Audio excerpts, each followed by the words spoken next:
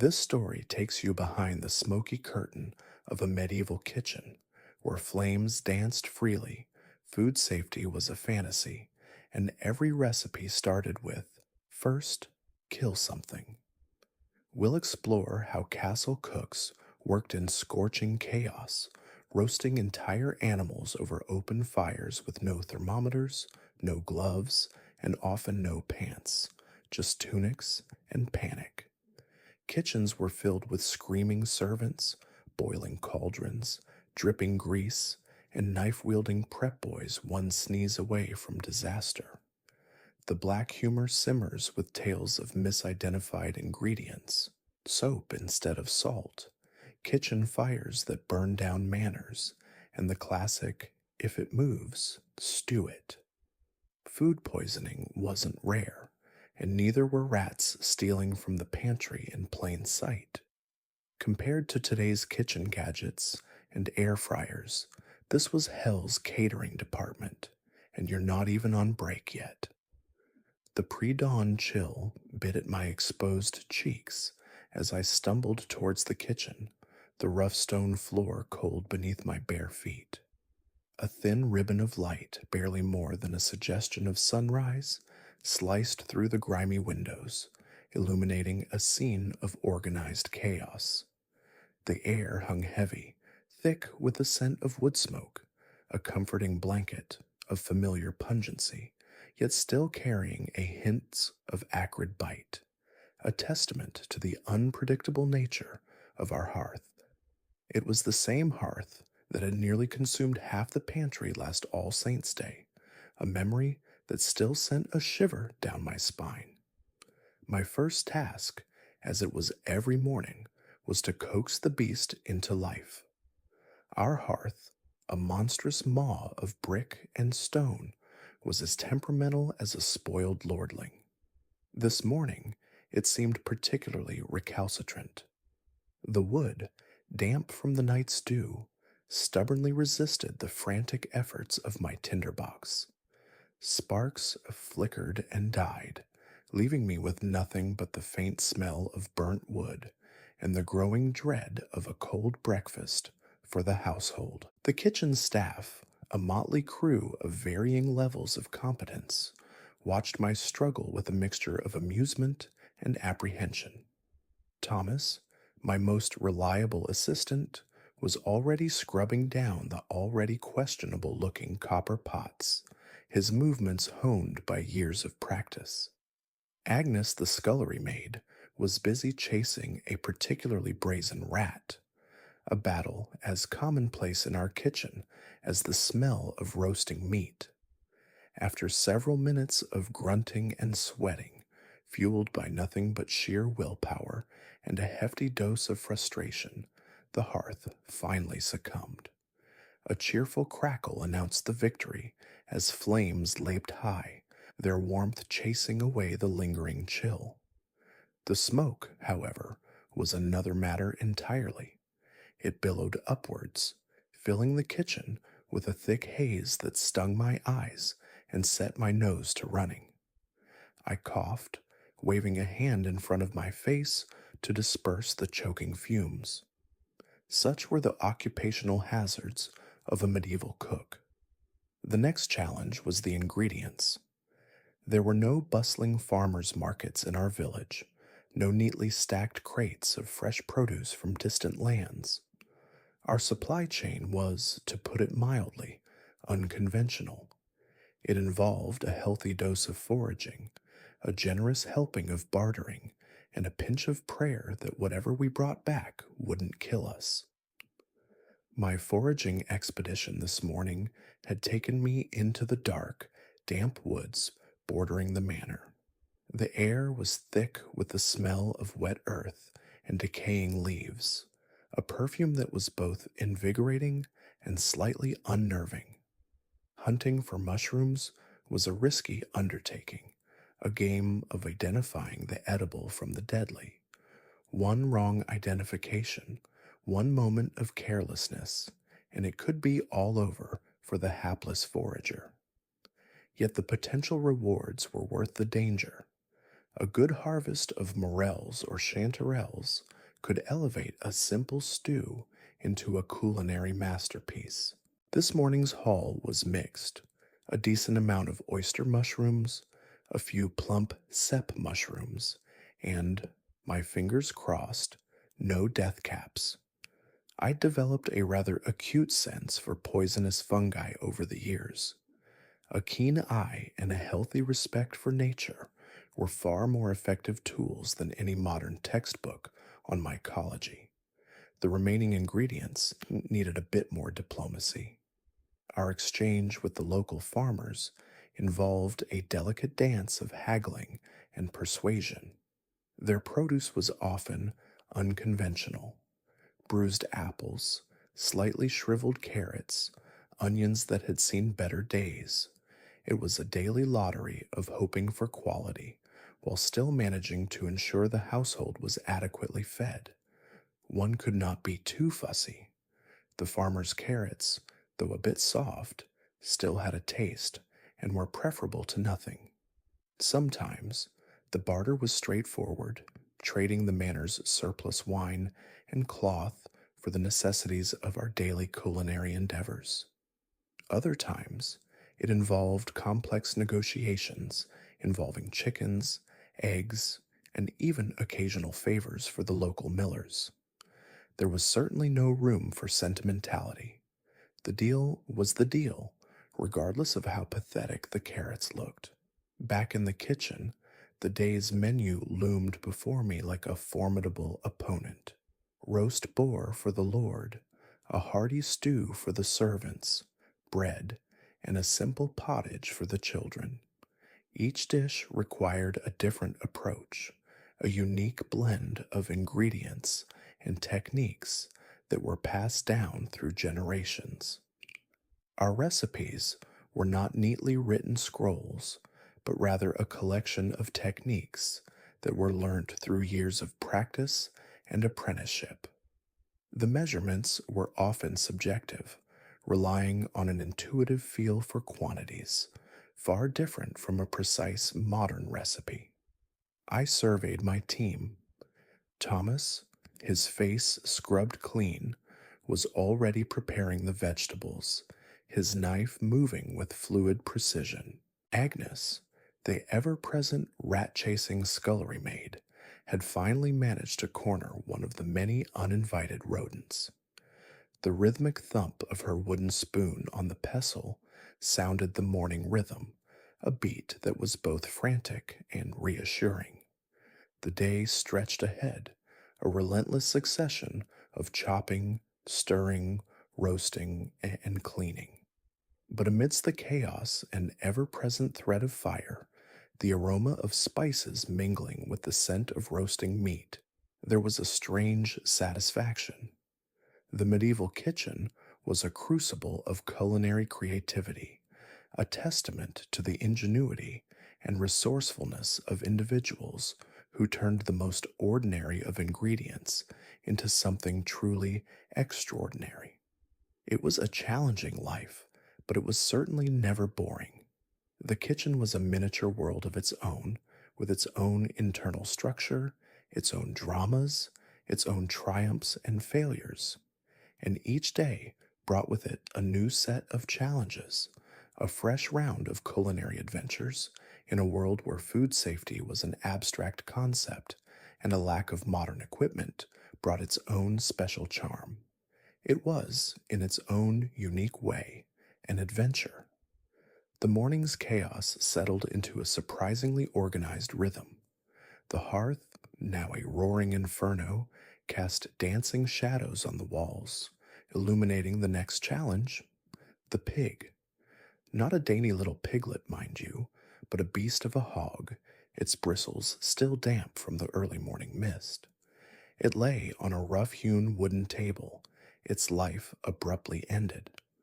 There was no sterile, clinically clean abattoir. This was a farm-to-table experience in its most literal sense. The air, already thick with wood smoke and the lingering scent of yesterday's stew, now acquired a distinctly porcine aroma, a robust, earthy smell tinged with something faintly metallic, hinting at the impending transformation. Thomas, ever practical, was already sharpening his knives, a set of blades that had likely seen more action than a knight's sword. They weren't gleaming stainless steel. Oh no. These were hefty cleavers and smaller, more delicate knives, their edges honed to a frightening sharpness, blackened with age and use, their handles worn smooth by years of faithful service. He tested the edge of his largest cleaver with a practiced thumb, a silent prayer for a clean cut. My role in this morning's spectacle was less glamorous. I oversaw the process, ensuring the various cuts were made correctly and that the meat was properly handled to prevent spoilage. This wasn't just about cutting up a pig, it was a delicate dance of preserving a valuable resource, a dance that involved a precise understanding of anatomy, the principles of meat preservation, and a hearty dose of experience. Each cut had a purpose, each piece destined for a specific dish. The first task was the scalding. A large cauldron, filled with near boiling water, sat bubbling merrily over the fire. Agnes, bless her hard-working soul, wielded a long-handled brush, meticulously scrubbing the hog's bristly hide until it was clean enough to begin the actual butchering. The steam rose, obscuring the scene in a hazy cloud, punctuated by the rhythmic splashing of water and the occasional grunt of exertion from Agnes. The scent of hot pigskin and scalding water mingled with the existing aromas, creating a heady, somewhat nauseating cocktail of smells. The actual butchering was a ballet of controlled violence. Thomas, with a precision that only years of practice could afford, moved with the grace of a seasoned artisan. The cleaver fell, a clean, decisive blow that split the hog open, the sound strangely muted given the force behind it. The air filled with a rush of something primal, a visceral experience rarely encountered in our modern world. This was an act of life and death, of transformation and preservation. The subsequent process involved a division of labor, a well-rehearsed choreography. Thomas, with his larger knives, handled the larger cuts, the hams, the shoulders, the ribs. I guided him, ensuring the portions were correctly sized for the day's menu. A younger apprentice, a nervous boy named Edward, who was still more clumsy than skilled, meticulously separated the smaller portions, sausages, lard, and various offal for stews and puddings. He flinched often, the sight and feel of raw meat clearly too much for his less experienced hands. Even for a seasoned butcher like Thomas, the work was messy, his apron splattered with blood, his hands and forearms slick with the greasy residue of the pig's fat. Yet he worked efficiently, his movements both brutal and graceful. He took pride in his work, each cut precise, each movement deliberate. The precision wasn't just about the aesthetics, it was about practicality and preservation. Proper butchering ensured that the meat could be used efficiently, minimizing waste and maximizing the yield. This was not a time of abundant refrigerators. Proper preservation was paramount. Once the pig was butchered, the next phase began, the salting and smoking. Larger cuts, intended for later consumption, were liberally coated with salt. The salt was not just a seasoning, it was a preservative, drawing moisture from the meat and inhibiting bacterial growth. The salted cuts were then hung to dry in a specially constructed smokehouse where they would spend days, weeks, maybe even months slowly curing, their flavor developing into something rich and intense. The smoke, a mixture of wood and herbs, added another layer of flavor and acted as an additional preservative, warding off spoilage. The smells of the smokehouse were something to behold. A thick, pungent aroma, a complex blend of smoke, salt, and cured pork, permeated the entire area. It was powerful, intoxicating, and undeniably mouth-watering. It was a smell that spoke of preservation, of winter stores, of survival. It was a smell that represented the hard work, the skill, and the ingenuity of the medieval cook. Throughout the entire process, there was a curious lack of what we would now consider quality control. The pig, purchased from a local farmer, was what it was. There was no inspection for disease, no grading for quality, and it would have been unimaginable to worry about something so modern as food miles. The farmer's word and the trust built upon the established relationship was the guarantor of quality. If the pig was underweight or diseased, well, those were challenges that were to be overcome through a combination of skill, ingenuity, and copious amounts of salt. In those days, there was a healthy acceptance that nature was capricious and that even the best butchering skills could be undone by nature. As the morning wore on, the soundscape of the kitchen transformed. The initial cacophony of splashing water, clanging knives, and heated discussions gave way to a gentler rhythm.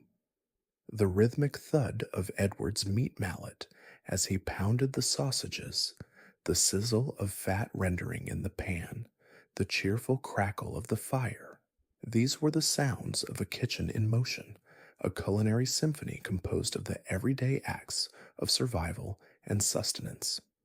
By midday, the air hung heavy with the lingering scents of salt, smoke, and cooked meat.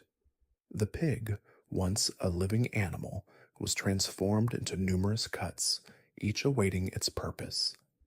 The kitchen, a scene of organized chaos, was now a picture of efficient preparation.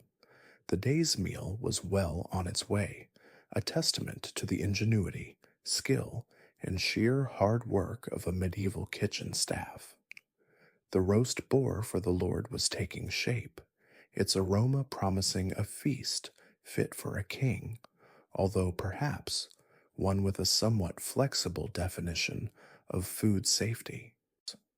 And yet, in this strangely rustic and unhygienic environment, there was a sense of accomplishment, a satisfaction that only comes from having transformed raw materials into sustenance and from having faced the challenges of the day with creativity and sheer resilience. It wasn't glamorous, but it was certainly never dull. The midday sun, a pale disk behind a veil of clouds, cast a weak light into the kitchen.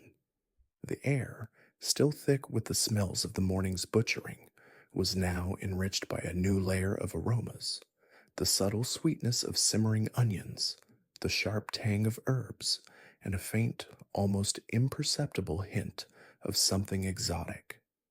That something was pepper. Pepper. The very word conjured images of faraway lands, of perilous sea voyages, and of exorbitant prices. A pinch of pepper, a mere whisper of its pungent warmth on the tongue, could cost more than a day's wages for a common laborer.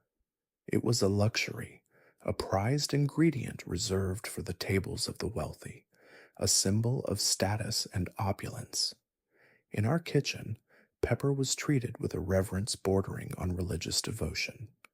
Each grain was carefully measured, its use meticulously planned and accounted for. It wasn't something we could simply sprinkle liberally. Its scarcity dictated its sparing use. Thomas, ever the pragmatist, had a small clay pot containing the precious peppercorns.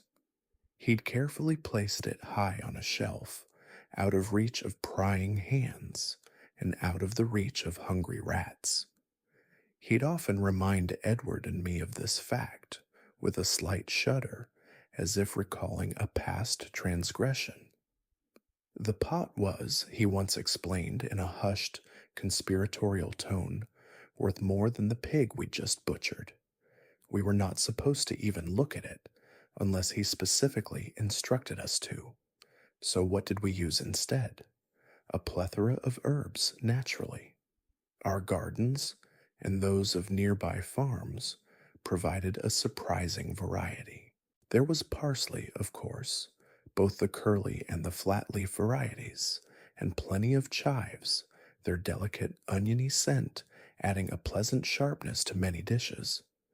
Rosemary, its woody aroma adding depth and complexity to roasts, was another staple.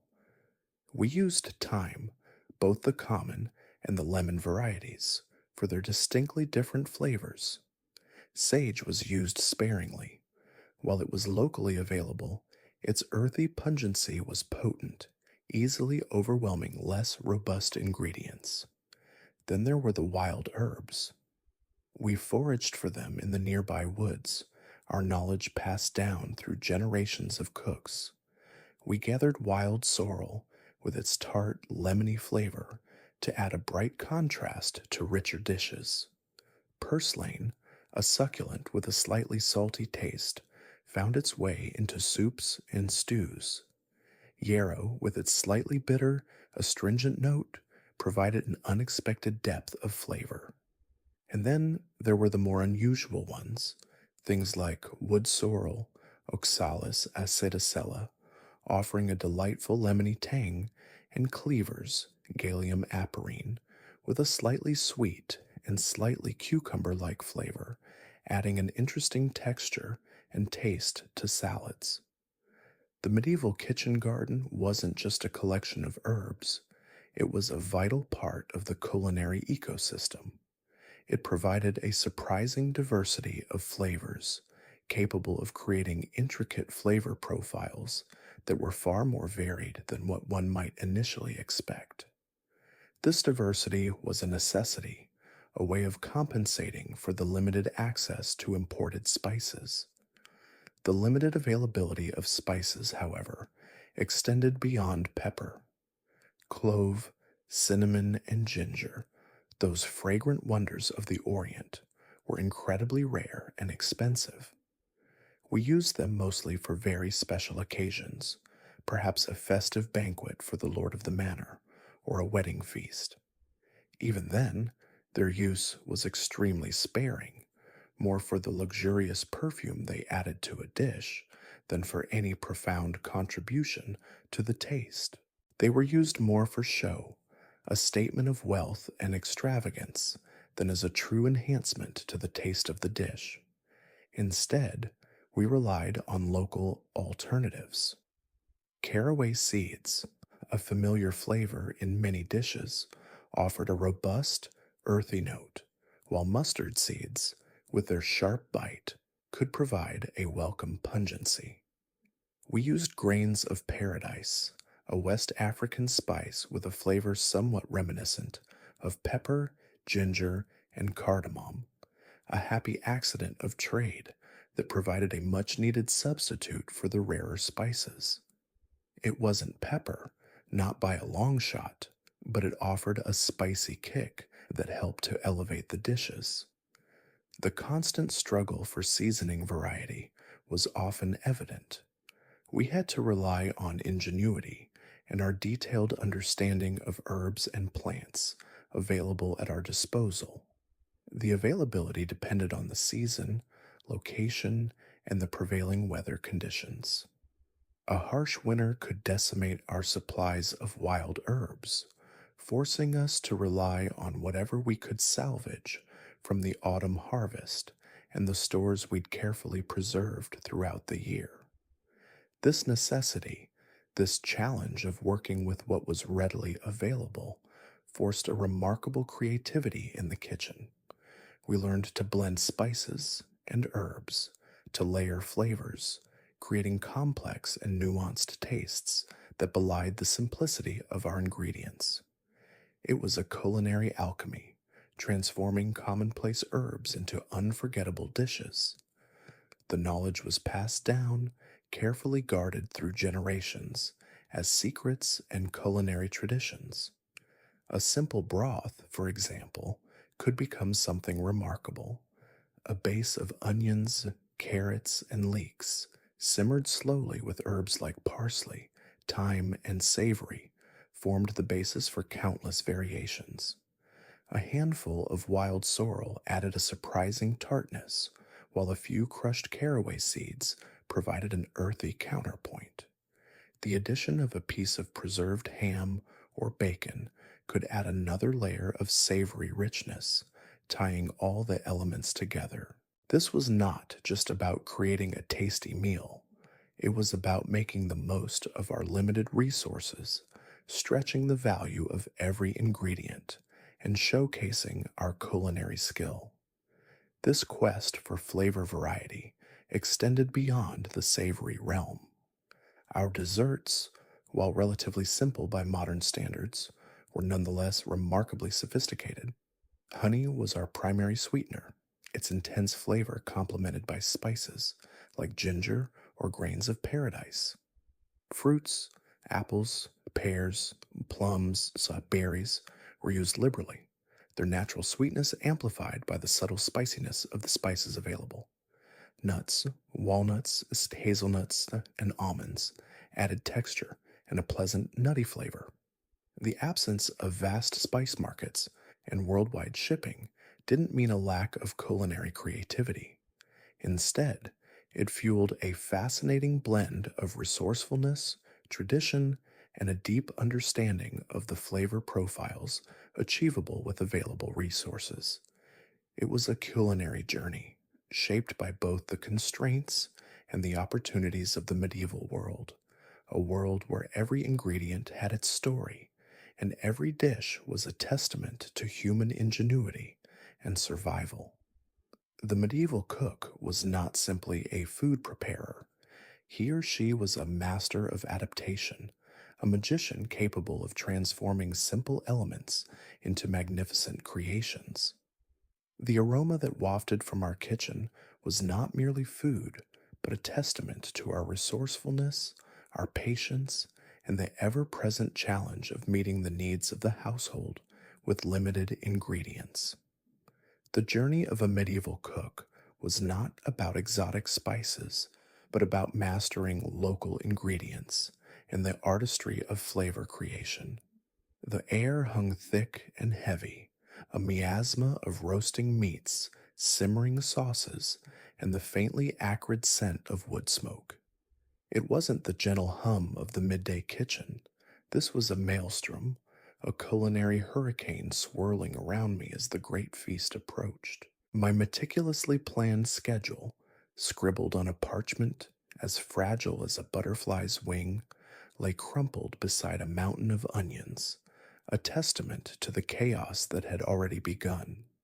30 people to feed, 30 people with varying tastes, expectations, and tolerances for undercooked pheasant.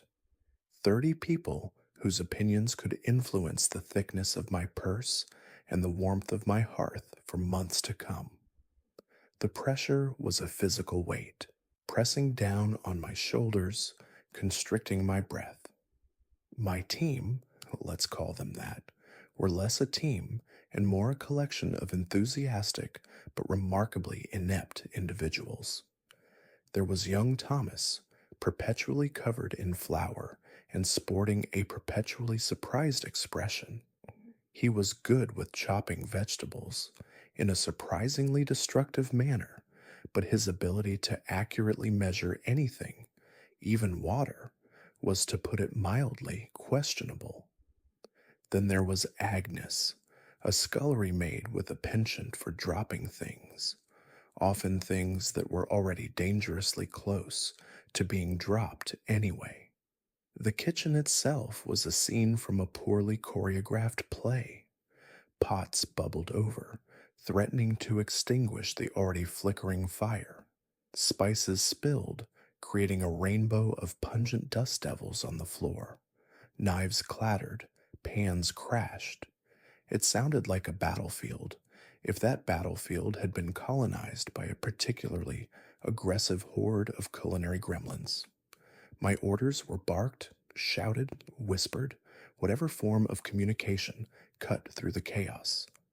More wood, stir the pigeon stew. Agnes, for the love of all that is holy, do not drop that roast swan. My voice, usually a low and steady hum, had risen to a pitch that could curdle milk. I was part conductor of an orchestra of disaster, part battlefield medic patching up culinary wounds, part magician desperately trying to conjure a feast out of near total pandemonium. The hierarchical structure of the kitchen, usually a well oiled, or at least moderately greasy machine, was struggling under the immense pressure. The head carver, a burly man with a beard that could house a family of squirrels, was directing the final preparations of the main course, a majestic roasted boar, its skin glistening with a honey mustard glaze. My undercook, a skinny fellow with surprisingly nimble fingers, was overseeing the preparation of several fish courses. The apprentices, three wide eyed youngsters, were mostly preoccupied with chasing stray cats and accidentally setting the wooden spoons on fire. The complexity of the meal itself was staggering. We were not simply serving a few simple dishes. This was an ambitious culinary symphony, a multi course masterpiece designed to impress even the most jaded palate. There was the roasted boar, of course, its magnificence matched only by the sheer volume of spit roasting involved. We had several different fish dishes: baked pike, roasted trout, carp prepared in a creamy sauce infused with herbs, and a somewhat dubious looking eel pie that I desperately hoped no one would notice. Then came the poultry, capon, chickens, pigeons, all meticulously seasoned and roasted to various degrees of perfection, or close enough. There were vegetable dishes, stews, pottages, and salads, the sheer abundance enough to feed a small village. And finally, the desserts, sweet tarts, fruit pies, honey cakes, spiced wine, all vying for the coveted spot as the feast's finale. Each dish had its own challenges, its own potential for disastrous failure. The boar, a majestic beast, required constant monitoring to ensure it didn't burn or dry out. The sauces needed constant stirring to prevent them from seizing into unappetizing lumps. The pastries required a delicate hand and a precise temperature. One wrong move, and the entire batch could collapse into a sugary ruin. Time, as always, was my enemy. The sun dipped lower, casting long shadows across the kitchen, increasing the sense of urgency. The air grew thicker, the heat more intense, the noise level exponentially rising. Yet amidst the frenzy, there was a strange sense of satisfaction, a dark, almost masochistic delight in the controlled chaos. This was my domain, my battlefield, so this was where I reigned supreme, or at least where I desperately tried to. The first sign of trouble came predictably from the eel pie. Agnes, in a moment of extraordinary clumsiness, managed to trip and send the whole pie tumbling onto the floor. It landed with a sickening splat, scattering eel and crust in a messy explosion. The groans of horror were immediate and loud enough to be heard above the roaring fire. I quickly dispatched a scullery maid to fetch a replacement pie from a less precarious location. It wouldn't be quite the same, but it would have to do. The next catastrophe involved the carp. The creamy sauce, meticulously prepared with herbs and spices, decided in a moment of culinary rebellion to separate. It split into a greasy pool of oil and a curdled mass of dairy, looking like something a witch might use in a particularly nasty spell. I hastily directed Thomas to prepare a simpler, less ambitious fish dish, sacrificing culinary artistry for edible practicality. The arrival of the Lord and his entourage only served to amplify the pressure. Their arrival was heralded by a fanfare of trumpets, a sharp contrast to the clatter and the commotion of the kitchen. They appeared in a shimmering procession, their elegant clothing a stark reminder of the meticulous presentation expected of the feast. I managed a strained smile, directing my team with the brisk efficiency of a drill sergeant, fighting to maintain an outward composure that masked the turmoil within. The banquet hall was a spectacle of splendor. Long tables, laden with dishes, groaned under their weight. The air shimmered with the light of countless candles, reflecting off the polished silver and gold. The atmosphere was charged with a tense expectancy. The silence between the clatter of cutlery and the murmur of conversations was almost palpable. The meal progressed with a mixture of success and spectacular near misses. The boar was devoured with gusto.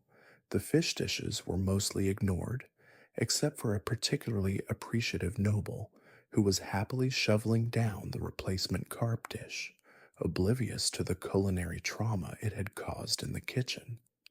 The desserts were a hit, although Agnes's accidental addition of a handful of salt to the honey cake left a few guests with a slightly bewildered expression. Despite the various mishaps and near disasters, the feast was ultimately deemed a success. The Lord expressed his satisfaction, or at least a polite approximation thereof, and the guests departed with full stomachs and an assortment of food related anecdotes. As the last guest left, a wave of exhaustion washed over me. I collapsed onto a nearby stool, the adrenaline fading, replaced by a bone deep fatigue that only a day spent battling culinary chaos could induce. The kitchen, now a battlefield littered with discarded remnants of a culinary war, lay silent save for the occasional sigh of relief from a now exhausted team. The great feast was over, and I had survived until the next one. The last of the guests departed, their laughter and boisterous conversation fading into the night. A wave of exhaustion, so profound it felt physical, washed over me. My legs ached, my back screamed in protest, and my head throbbed with a rhythm that echoed the frantic pace of the evening. The great feast, a culinary Everest I had somehow managed to summit, was finally over.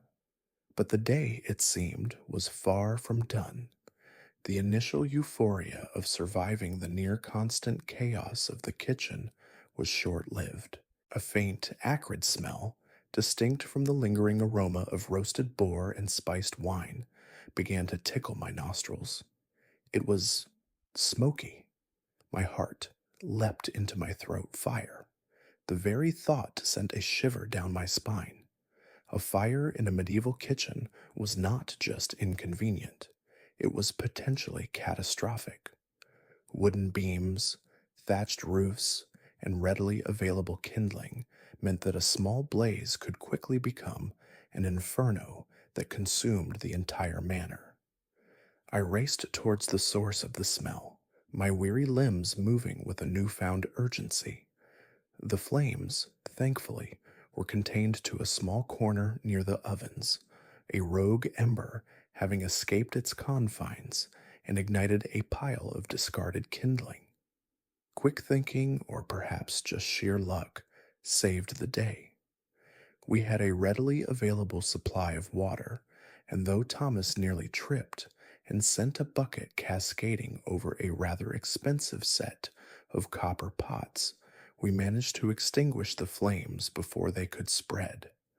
The smoky remnants of the near disaster lingered, a stark reminder of the ever present dangers inherent in a medieval kitchen. The charred wood was promptly disposed of, replaced with a healthy dose of muttered prayers and a more watchful eye on the ovens. The next event unfolded with a grimmer consequence. Word reached me through an anxious scullery maid. Several guests were experiencing symptoms of what could only be described as food poisoning. The culprit, I suspected, was the eel pie. Not Agnes's discarded pie, thankfully, but a different batch prepared earlier in the day. While the majority of the pie had been deemed perfectly edible, a judgment based more on hope than rigorous inspection, I now bitterly regretted my decision to use the eels from the less than pristine corner of the fishmonger's stall. My frugal nature had proved to be a poor calculation. Medieval medicine was, to put it politely, rudimentary. There were no antibiotics, no clear understanding of bacterial contamination, and our knowledge of hygiene was, at best, inconsistent. Treatment involved a mixture of folk remedies and prayers. The affected guests were plied with copious amounts of warm water, herbal teas, largely for their soothing effect than any proven medicinal properties, and prayers to the saints. The more serious cases were attended to by the manor's physician, a man whose confidence greatly outweighed his skill and whose remedies consisted mostly of bloodletting and the administration of potent smelling potions. Luckily, no one perished, though the incident left a lingering cloud of discomfort and numerous complaints about the manor's culinary practices. The final blow of the evening, though less immediately threatening than fire or food poisoning, proved to be equally unsettling. During a post feast inspection of the kitchen, a necessary ritual to ensure that the next day's work wouldn't be further complicated by rats, mice, and other unwelcome guests, we discovered a rather substantial rat infestation. Their presence, previously confined to the dark corners and dusty crevices, had seemingly grown bolder, emboldened by the abundance of spilled food and the general chaos of the day. Their trails were everywhere, across the countertops, through the pantry, and even within the storage areas for the more delicate ingredients. The war on the rodents began immediately. Forget sophisticated pest control methods.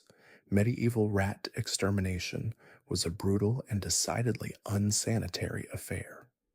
Our arsenal included cats, whose enthusiasm for the task was, as always, highly questionable, traps made from crudely fashioned wood and wire, and an assortment of rather dubious poisons.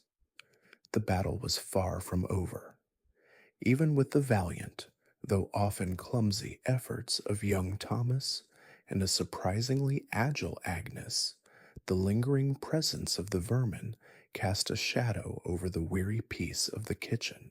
As I finally collapsed onto my straw pallet, exhausted beyond measure, I contemplated the day's events. The great feast, despite its overwhelming success, had been far from straightforward. Fire, food poisoning, and rats, a trifecta of medieval kitchen nightmares. The incident had highlighted the stark contrast between medieval practices and modern standards of hygiene. We lacked the knowledge, the technology, and frankly, the overall understanding of cleanliness that would prevent such incidents in a modern setting. Yet it was this very lack of sophistication that forced a degree of ingenuity, resourcefulness, and problem solving skills rarely seen in more advanced kitchens. Despite the chaos, the exhaustion, and the lingering scent of smoke and fear, a strange satisfaction bubbled within me. I had survived another day in the medieval kitchen. I had faced disaster and emerged, bruised but not broken. The great feast may have ended with a less than ideal postscript, but it was another testament to the relentless struggle to feed a multitude in a time when simple things like clean water and proper food handling were far from guaranteed. The reward wasn't just the Lord's approving nod, but the quiet satisfaction of knowing I'd faced the unexpected, overcome obstacles, and emerged, if slightly singed and smelling faintly of smoke and rat poison, victorious. Until the next feast, of course, and there would certainly be another one. The lingering scent of smoke and rat poison, a rather potent perfume for a cook's repose, had barely faded when the insistent chirping of birds dragged me from my slumber. Dawn painted the sky in hues of bruised plum and pale gold, a stark contrast to the soot-stained rafters of the kitchen. The day, however, held a different kind of challenge: foraging. My stomach, still churning slightly from the events of the previous evening, wasn't particularly eager for the adventure ahead, but the larder, already depleted by the great feast, needed replenishing. Medieval kitchens relied heavily on foraged ingredients: wild herbs, mushrooms, berries, and even roots, to supplement the meager supplies from the manor gardens and the unpredictable deliveries from the market. These gifts of the wild, as they were sometimes rather optimistically called, were a crucial element of our culinary repertoire, though they carried a significant degree of risk. Our foraging expeditions weren't romantic walks through sun-dappled meadows. They were often arduous treks through dense forests, across muddy fields, and sometimes even into the perilous depths of swamps. Armed with nothing more than a wicker basket, a sharp knife, and a knowledge of edible plants that was at best a patchwork of experience and folklore, we ventured into the unknown. My most experienced forager, old Alara, a woman whose wrinkled face bore testament to years spent battling the elements and identifying edible plants, took the lead. Ilara, a living encyclopedia of local flora, possessed an almost uncanny ability to discern the edible from the deadly. She could identify a dozen different types of mushrooms, each with its unique flavor and culinary application, by a glance. Her knowledge, however, was largely empirical, passed down through generations, not backed by any systematic botanical study. This made her identification skills something of an art form, and at times a heart-stopping gamble. "This, my boy," she'd say, pointing to a cluster of plump mushrooms sprouting from a decaying log, "is the chanterelle. Delicious sauté with a touch of butter and thyme." She'd then proceed to meticulously inspect the mushroom, checking its gills, its stem, even the very texture of its cap. "But beware," she would add, her voice dropping to a conspiratorial whisper. "The death cap hides nearby, mimicking its form, but bearing a fatal embrace." One particular expedition stands out in my memory, a day of both culinary triumph and near disaster. We were hunting for ramps, wild leeks that possessed a pungent garlicky flavor and were highly prized for their unique taste. Ilara, with her sharp eyes and even sharper wit, led us through a thicket of ferns and brambles, her movements fluid and precise. She pointed out edible sorrel, its tart leaves promising a refreshing addition to our upcoming dishes. We collected wild strawberries, their tiny jewels scattered amidst the greenery. Each discovery was a small victory, a testament to our ability to extract sustenance from the wild. Then came the ramps, a hidden treasure, a clump of broad, flat leaves nestled amongst the roots of an ancient oak. Ilara's eyes lit up, Her wrinkled face broke into a rare, genuine smile. She carefully harvested them, her movements deliberate and respectful. Tonight's stew will be legendary, she murmured, a hint of pride in her voice. But our triumph was short lived. Further down the slope, a cluster of unfamiliar plants caught my eye. Their delicate white flowers resembled the death camas, a plant I knew to be dangerously poisonous. I hesitated, a sudden chill coursing down my spine. Ilara, though seemingly oblivious to my apprehension, was already reaching for the plant. "This is a new one," she muttered, examining the plant with her usual practiced scrutiny. For a moment I feared she might make a terrible mistake. My intervention, born of fear and a hefty dose of common sense, a rare combination in the medieval kitchen, proved to be timely. I pointed out the resemblance to death camas. She paused, her gaze sharp as she took another closer look. She visibly paled. "By the saints," she breathed, "you're right. Close call." We retreated without harvesting, a stark reminder of the thin line separating a culinary discovery from a fatal mistake. The dangers of foraging, however, were not confined to poisonous plants. There were other hazards lurking in the wilderness: venomous snakes, lurking predators. A hungry wolf or a rogue boar could easily spoil a foraging expedition, and the unpredictable climate.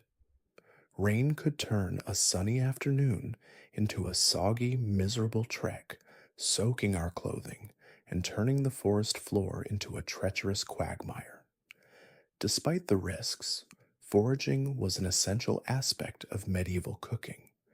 It provided a rich source of flavors and ingredients that could not be found in the market. Moreover, it fostered a deep connection to the land and its bounty. It was a reminder of our dependence on the natural world and our capacity to extract sustenance from seemingly inhospitable environments. As we returned to the manor, laden with our bounty, ramps, sorrel, wild strawberries, and a carefully curated selection of mushrooms, I couldn't help but feel a sense of satisfaction, a mixture of relief and pride. The ingredients were a testament to our skill and our luck, a stark contrast to the predictable and controlled environment of the modern kitchen. The flavors that would soon grace our tables would be wild, untamed, and a direct reflection of the landscape from which they came, carrying with them the stories of close calls, arduous journeys, and the constant struggle to find sustenance in a world where the line between sustenance and poison was often painfully blurred. The food of the great feast was refined, but the wild tastes of our foraging expeditions possessed a raw, intense flavor unmatched by anything the manor could produce. They were the secret ingredient, the unpredictable spice that elevated our medieval culinary endeavors, adding a unique and thrilling dimension to our daily life. They also served as a constant, potent reminder of the many challenges that stood between hunger and nourishment in that turbulent era.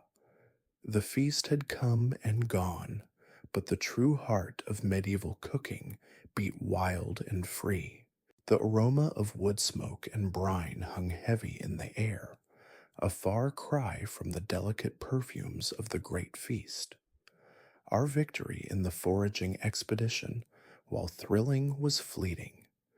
The bounty we'd gathered, a vibrant tapestry of ramps, sorrel, and wild mushrooms, would soon spoil unless we acted swiftly. Preservation, you see, was the unsung hero of medieval cuisine, a constant battle against the relentless march of decay. Refrigeration, that modern marvel, was of course utterly absent. Our methods were far more rustic. Salting, the most common method, was a brutal but effective means of extending the shelf life of meat and fish. Imagine a mountain of glistening salt, coarse and gray, piled high in the pantry. That was our bulwark against putrefaction. The process wasn't delicate.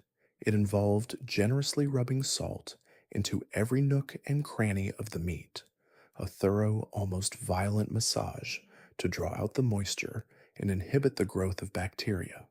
The result?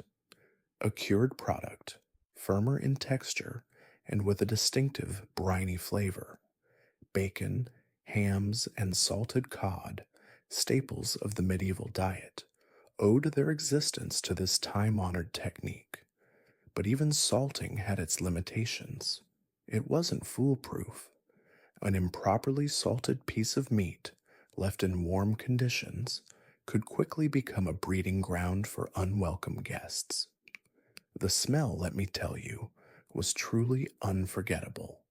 I've seen perfectly good cuts of venison turn into a writhing mass in a matter of days due to improper salting. The skill lay in knowing exactly how much salt to use, for too little would lead to swift spoilage, and too much would render the food inedible. Smoking, another tried and true method, offered a different approach.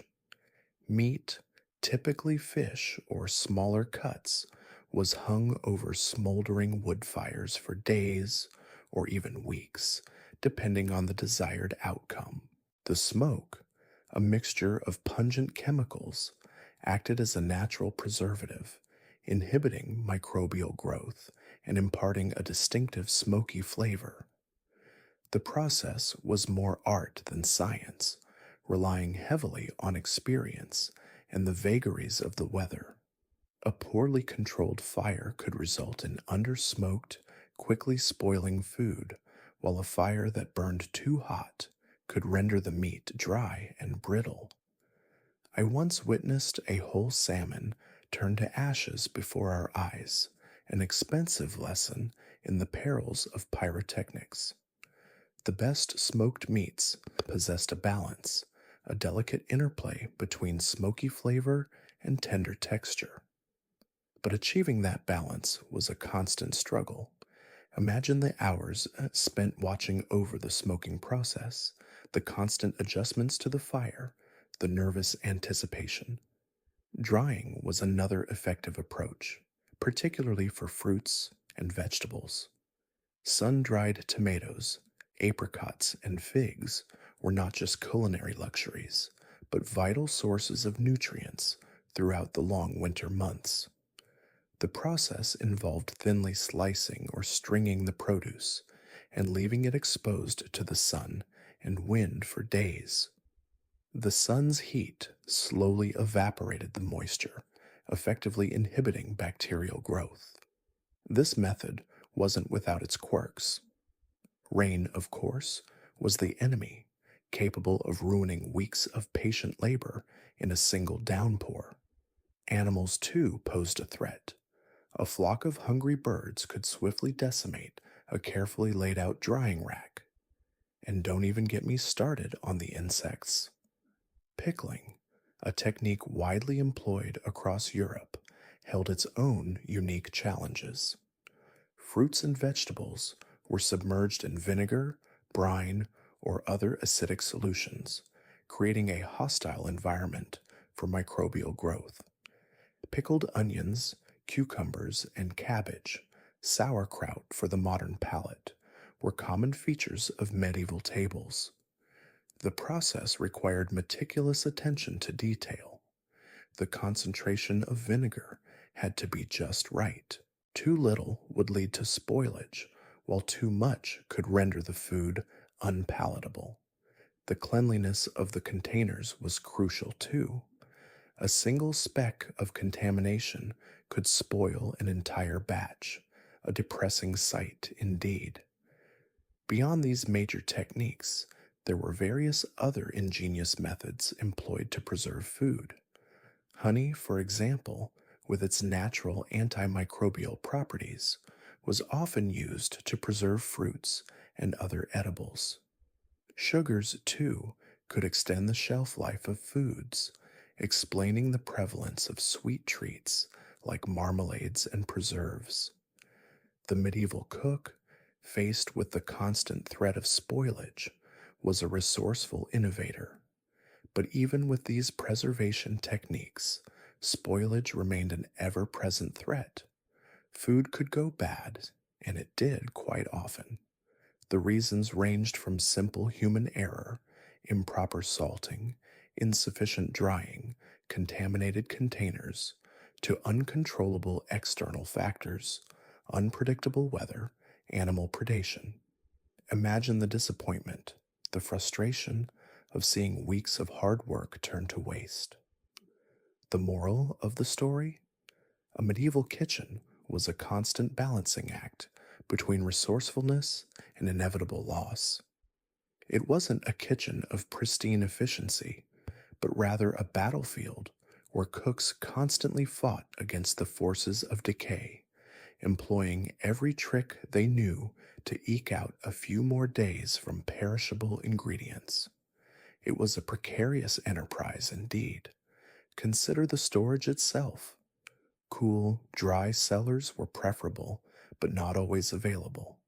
Even the best preserved foods had a limited shelf life, and waste was a constant problem. Spoilage wasn't simply a matter of unpleasantness, it could be disastrous, leading to food shortages and even famine in times of crisis. The medieval cook's ability to prevent spoilage wasn't merely a culinary skill, it was a vital element of survival. A spoiled batch of salted fish meant less food for the community, and in an era of unpredictable harvests and frequent famine, such losses could have severe consequences. The sheer inventiveness of medieval food preservation techniques, however, cannot be overstated. These methods, born out of necessity and ingenuity, were remarkably effective, considering the complete lack of modern technology. They reflect a deep understanding of food chemistry and microbiology, a knowledge gained through generations of trial and error. They also represent an integral part of medieval culture, a testament to human adaptability and resilience in the face of adversity. Looking back on those days, with their pungent smells, their constant struggles, and their unexpected triumphs, I realized that medieval cuisine was far more than just a matter of taste. It was a fascinating blend of science, art, and survival, a constant negotiation between nature's whims and human ingenuity. And even with all the advances in food technology, the underlying principles of preservation remain relevant today. The medieval cook's ingenuity and his constant struggle with spoilage still resonates with anyone who appreciates the art and science of keeping food fresh and delicious. The fight against spoilage, in essence, is a timeless battle. The methods may have changed, but the fundamental challenge remains the same. The pungent aroma of wood smoke and brine had begun to fade, replaced by a comforting, yeasty scent that clung to the very rafters of the kitchen. Forget the delicate perfumes of courtly feasts. This was the smell of sustenance, the earthy fragrance of life itself, the smell of bread. If preserving meat and fish was a battle against decay, then baking bread was a daily ritual, a dance between flour, water, and fire, a testament to our unwavering reliance on this humble staple. Bread, you see, was not merely a food, it was the staff of life, the cornerstone of the medieval diet, a constant presence in our lives, as ubiquitous as the sun itself. Our bread making began long before the actual baking process. It started in the fields with the harvesting of grain, barley, rye, wheat, or a mixture thereof, depending on the season and the yield. We weren't blessed with the modern conveniences of mechanized milling. Instead, we relied on hand operated querns, those simple yet effective grinding stones. The rhythmic grind, the satisfying rasp of stone on stone, the steady flow of flour, it was a meditative process, a physical act that connected us to the very source of our food. Imagine the hours spent turning those heavy querns, the aching muscles, the calloused hands, a testament to the labor involved in producing even the simplest loaf. The process of grinding wasn't always smooth. The querns demanded a steady hand and considerable strength. An uneven grind could produce flour of inconsistent quality, which in turn could lead to uneven baking. One slightly errant turn, and the entire batch could be ruined, leading to the inevitable sighs, muttered curses, and the readjustment of the millstones. We all had our tricks, our slight modifications, for getting the perfect flow and the exact consistency of flour. A few extra turns of the millstones, perhaps a little extra care in picking out the stones, the dust, and chaff. Even the slightest change would make a difference. It was a precise process, demanding patience, consistency, and a keen awareness of the delicate balance between grain and flour. And let me tell you, the dust was ever present, coating everything, getting in our eyes, our hair, even our food. But it was a necessary evil, a testament to the work necessary to sustain a large medieval household. The flour, once ground, was stored in large chests, kept dry and safe from vermin, rats, mice, wefts, and weevils. They were the constant scourge of the medieval pantry, always lurking, always eager to feast on our hard earned supplies. We employed various methods to keep them at bay: strong chests, sealed containers, herbs with pungent scents like rosemary and lavender, and the ever present cat, who acted as a furry, four legged guardian of our flour. Despite our best efforts, however, they sometimes got in. There were instances when entire sacks of flour would be discovered to be riddled with weevil larvae, a truly disheartening sight. Making the dough was almost as challenging as grinding the grain. The precise ratio of flour to water was crucial. Too much water, and the dough would be too sticky and difficult to work with. Too little, and it would be dry and crumbly, producing a hard, unappetizing loaf. The consistency and quality of the water were also significant. Water from a fast flowing stream was considered the best, free from stagnation and sediment. Hard water, or water containing mineral deposits, could affect both the texture and taste of the bread. Experience played a crucial role here. The baker would adjust the flour and water ratio according to several factors: the grain quality, the humidity of the day, and even the temperature of the water itself. Each batch of bread was a miniature experiment. Once the correct consistency was achieved, a happy medium between stickiness and dryness, the dough was then kneaded, a vigorous process designed to develop the gluten, providing the bread with its structure and texture. Kneading was hard work, a strenuous physical activity that demanded strength and endurance. Imagine the rhythmic motions, the sweat and flour mingling on our arms, the powerful contractions of the muscles. It was a strangely meditative process, the repetitive actions transforming a simple mixture of flour and water into something more significant. The kneading was as much an art as a science. The amount of kneading would dictate the softness and texture of the resulting loaf. Over-kneaded bread would be tough and chewy, while under-kneaded bread would be crumbly and prone to collapse. Next came the proving, or fermentation, a vital step in the baking process. The dough was placed in warm place, often near the oven, allowed to rise until doubled in size, creating that airy texture and subtle tang that is so characteristic of good bread. The warmth of the oven, the humidity of the air, all affected the rate of fermentation. A chilly day or a poorly insulated oven would slow the process considerably, whilst a warm and humid day would cause the dough to rise rapidly. But it was the baker's skill to recognize and address such things. The ovens themselves were marvels of medieval engineering, usually simple stone structures, fired with wood. They were typically quite large.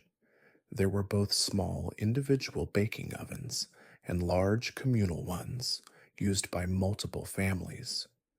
The skill lay in controlling the heat. The temperature of the oven had to be carefully monitored throughout the baking process, adjusting the fire according to its intensity. Maintaining a consistent temperature was crucial. An uneven temperature would produce unevenly baked loaves, resulting in a mixture of burnt, soggy, or raw areas within a single loaf. A too hot oven would char the outside before the inside was cooked, leading to waste and the frustration of hours of effort turning to ashes.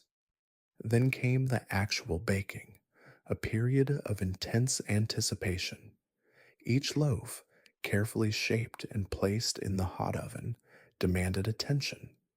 We regularly rotated the loaves, ensuring that every surface received equal exposure to the heat. The intense heat of the oven produced a characteristic crust, a crisp brown layer on the outside of the loaf, while inside the bread remained light and airy. The aroma of baking bread was intoxicating, a comforting scent that filled the kitchen and the surrounding areas. The finished loaves, once removed from the oven and cooled, were stored in bread baskets, carefully covered to prevent them from drying out. These loaves, our daily bread, were the foundation of our medieval meals, their simple perfection a testament to our skill and patience.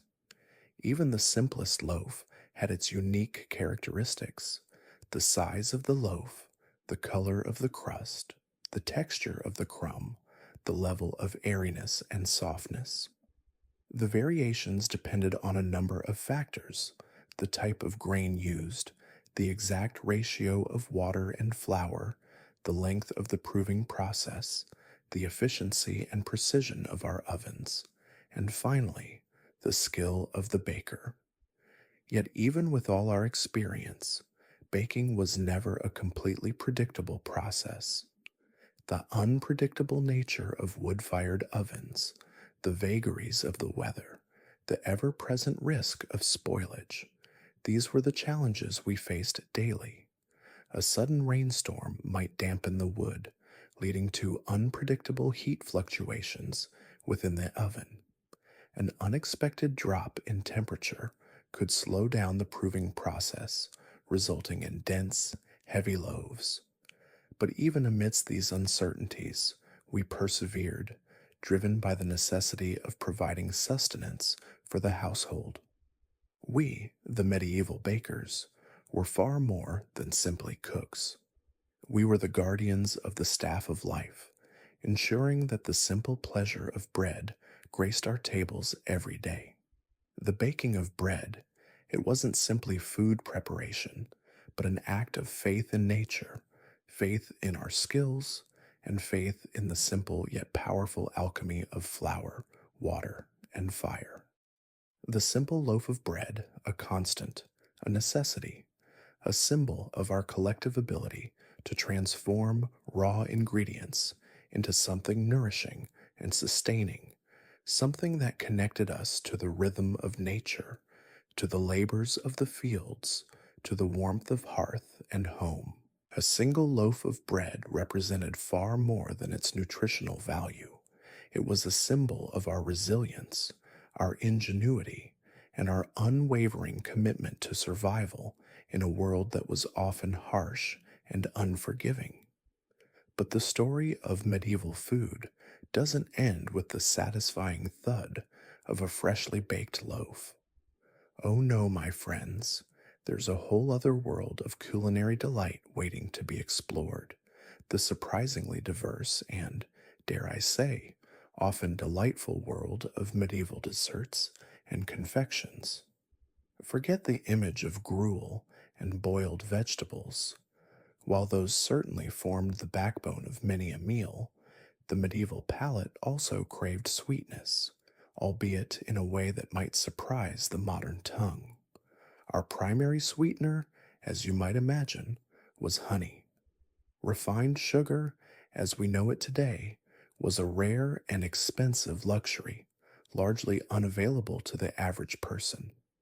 Honey, on the other hand, was readily available, though its quality varied wildly depending on the type of flower the bees foraged from. Dark, robust honey with hints of earthiness and even a slight bitterness might be harvested from woodland flowers, while lighter, sweeter honeys were often found near meadows bursting with wildflowers. The rich, dark honey from the forests often found its way into hearty spiced cakes and gingerbread like treats, its earthy tones complementing the warming spices. Lighter honeys were better suited to sweeter dishes and confectionery, used to enhance the flavor of fruits and nuts. Fruits, plentiful in season, played a vital role in medieval desserts. Apples, pears, and plums were common, used both fresh and preserved. Preserving techniques were crucial for extending the enjoyment of these seasonal treasures. Fruits were often dried, either in the sun or in specially designed ovens, reducing their moisture content and extending their shelf life. Dried fruits, such as figs, raisins, and apricots, could be used in a variety of dishes, adding both sweetness and texture. Another common preservation method was to cook the fruits down into a compote or preserve, sweetened with honey and spiced with cinnamon, cloves, or ginger. The resultant concoction could be enjoyed on its own, served alongside meat dishes, or used as a filling for pies or tarts. Imagine a warm, spiced apple compote, thick and luscious, spooned onto a hunk of freshly baked bread, pure comfort food, medieval style. Nuts, readily available and easily stored, were another staple in medieval desserts. Almonds, hazelnuts, walnuts, and chestnuts and added a rich, nutty flavor and satisfying texture to a wide variety of sweet dishes. Nuts were often incorporated into cakes, pastries, and confections, adding substance and delightful crunch. Almond milk, made by blending blanched almonds with water and straining the resulting mixture, also served as a dairy alternative, lending its subtle sweetness to various puddings and custards. Then we come to the spices, the very soul of medieval desserts. These were often expensive imports, highly prized and used sparingly, lending an air of luxury and extravagance to even the simplest dishes. Cinnamon, cloves, ginger, and nutmeg, all prized for their warming aromatic qualities, found their way into sweet dishes, transforming ordinary fruits and nuts into extraordinary culinary creations. Imagine a spiced pear cake, the delicate sweetness of the pear enhanced by the fragrant warmth of cinnamon and cloves, a testament to the medieval cook's creativity and mastery of flavor. These spices weren't merely added for flavor, they also played a role in preserving food, extending its shelf life, much like the salt in our cured meats and fish. Recipes, if we can call them that, weren't standardized as they are today. They were passed down through generations, adapted and modified according to the available ingredients and the cook's own creativity. A recipe might consist of a vague description of the ingredients as in a general method of preparation. Imagine our head cook calling out instructions in the bustling kitchen. A bit more honey to that apple mixture, a sprinkle of cinnamon, yes, and then the almonds. Stir it gently. The measurement was more an art of understanding ratios and intuition. Let's delve into a few examples.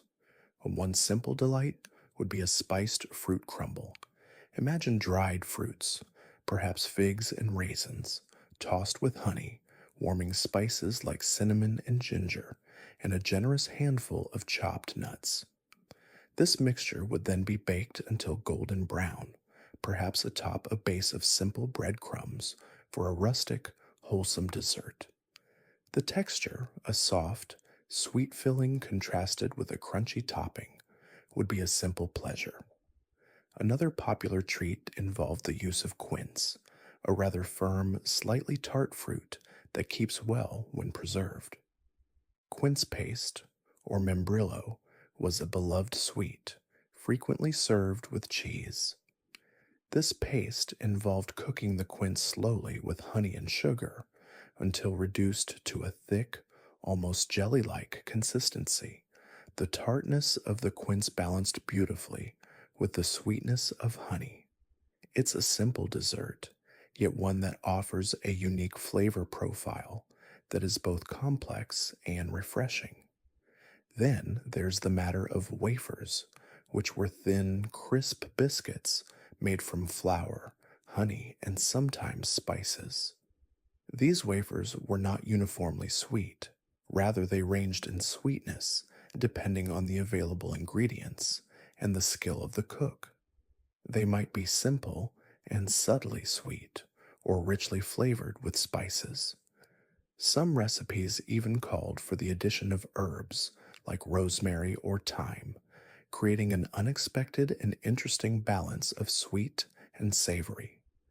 The medieval approach to desserts was, in many ways, quite different from our modern sensibilities.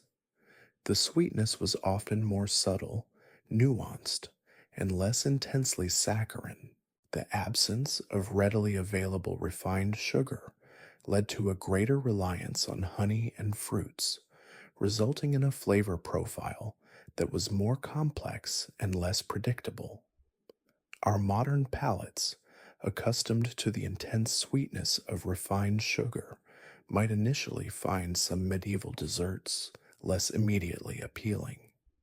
But with a little openness and imagination, one might discover a surprising elegance in their subtle sweetness, their distinctive spices, and the harmony of their textures. This isn't to say that there weren't exceptions. The wealthy and powerful could certainly indulge in more extravagant desserts and confections, often featuring exotic ingredients imported from faraway lands. We have accounts of lavish feasts where elaborate pastries and sweetmeats played a central role, showcasing the skill of the cooks and the abundance of the court. But for the vast majority of the population, desserts were more modest affairs, simple, rustic, and deeply satisfying in their own way. The simple spiced fruit crumble, a bowl of honeyed pears, a handful of freshly baked wafers, these were the everyday pleasures that brought sweetness to the medieval table. Yet even within these simple pleasures, there was a profound artistry and skill that is often overlooked in our modern culinary landscape. The medieval cook, with limited ingredients and tools, crafted an array of desserts that showcased not just skill, but a deep understanding of flavor, texture, and the artistry of creating something delicious from the simplest elements. The sweet life, then, was not necessarily one of abundant sugar, but of a careful balance, a subtle artistry of taste, and a profound appreciation for the bounty of the earth and the magic of simple ingredients transformed by human ingenuity. But the resourceful nature of medieval cuisine extended far beyond the realm of desserts. The true artistry of the medieval cook lay not just in creating delectable treats, but in the sheer ingenuity displayed in managing resources that were often scarce, unpredictable, and subject to the whims of nature and the vagaries of the market. Imagine, if you will, the head cook of a large monastery or castle faced with the daily challenge of feeding dozens, perhaps hundreds, of mouths with ingredients that arrived at irregular intervals and in unpredictable quantities. This wasn't simply a matter of following a recipe. It was a constant exercise in improvisation, resourcefulness, and a profound understanding of how to stretch limited ingredients to their fullest potential. One of the most significant challenges was the seasonal availability of produce. Fresh fruits and vegetables were only available during their short growing season, forcing the medieval cook to rely on preservation techniques to ensure a consistent supply of ingredients throughout the year. Salting, drying, pickling, and preserving in honey or vinegar were crucial for extending the shelf life of seasonal bounty. A clever cook might transform a summer's abundance of apples into spiced apple preserves, which would then be incorporated into savory stews in the winter months or used as a sweet component in pies or porridge. The resourceful use of preserving techniques was essential in bridging the gap between seasons and ensuring that a variety of foods was available year round. Beyond preserving, creative substitution was another hallmark of medieval culinary resourcefulness. Meat, particularly red meat, was a luxury not accessible to the average person. Fish, readily available in certain areas, and vegetables formed the mainstay of the diet, but even these were dependent upon the harvest. When fresh ingredients were scarce, a skilled cook could work magic with dried beans, lentils, and peas, transforming these humble ingredients into hearty and nourishing stews, pottages, and porridges. These legumes, stored in dried form, provided a dependable source of protein and sustenance, capable of being prepared in countless ways. They could be combined with seasonal greens, herbs, and grains, creating a comforting and satisfying meal. Consider the matter of grains. Bread, the staff of life, was paramount, but the type of grain used and its availability directly impacted what was served. The ability to substitute barley or rye flour when wheat was scarce was a skill that every medieval cook possessed. This adaptation was not just about cost effectiveness, it reflected a deep understanding of the nutritional value of different grains and the adaptability needed to craft palatable and filling dishes from whatever was at hand. Barley bread, while not as fine textured as wheat bread, still provided sustenance and could be enhanced with various herbs and spices to improve its flavor and nutritional profile. The role of spices in medieval cuisine adds another layer to the story of resourcefulness. Spices were highly valued and expensive, often imported from distant lands. They were not used lavishly but carefully, strategically employed to both enhance flavor and preserve food. A small amount of cinnamon or cloves could significantly extend the shelf life of preserved fruits or meat, reducing waste.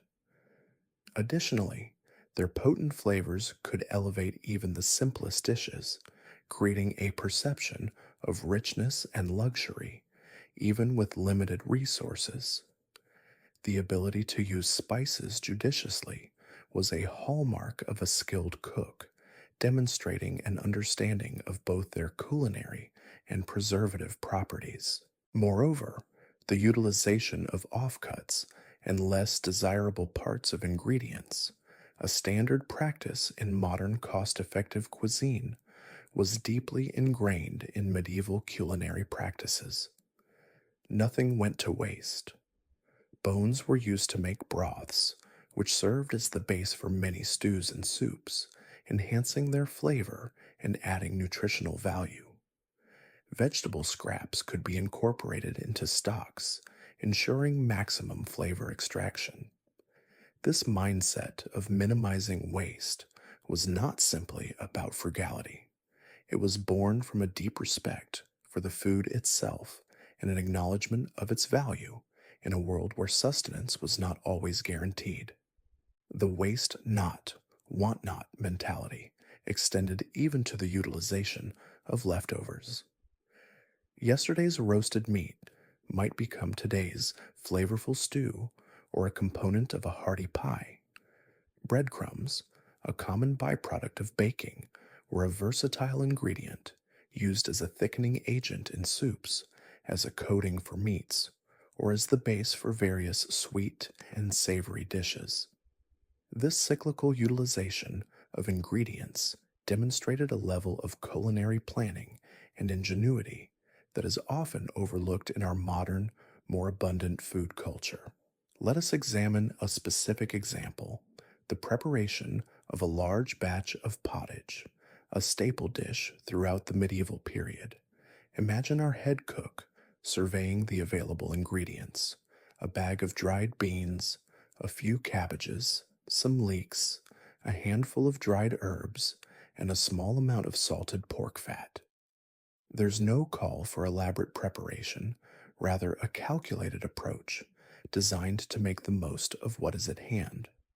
The beans, after soaking overnight to reconstitute them, are cooked slowly with the leeks, cabbages, and herbs in a substantial pot of water.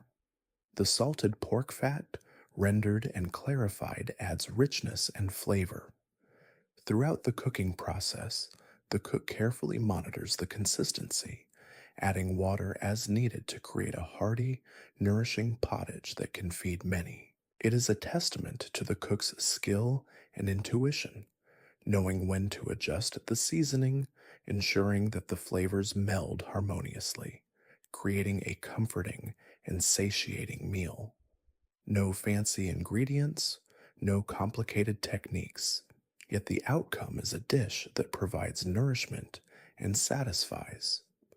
This kind of culinary resourcefulness extended to the preparation of drinks as well. While alcoholic beverages were often the domain of the wealthy non alcoholic drinks, particularly those made from herbs and fruits, were readily available to all. Herbs like mint, rosemary, and chamomile were readily accessible, used to create refreshing teas and tisanes.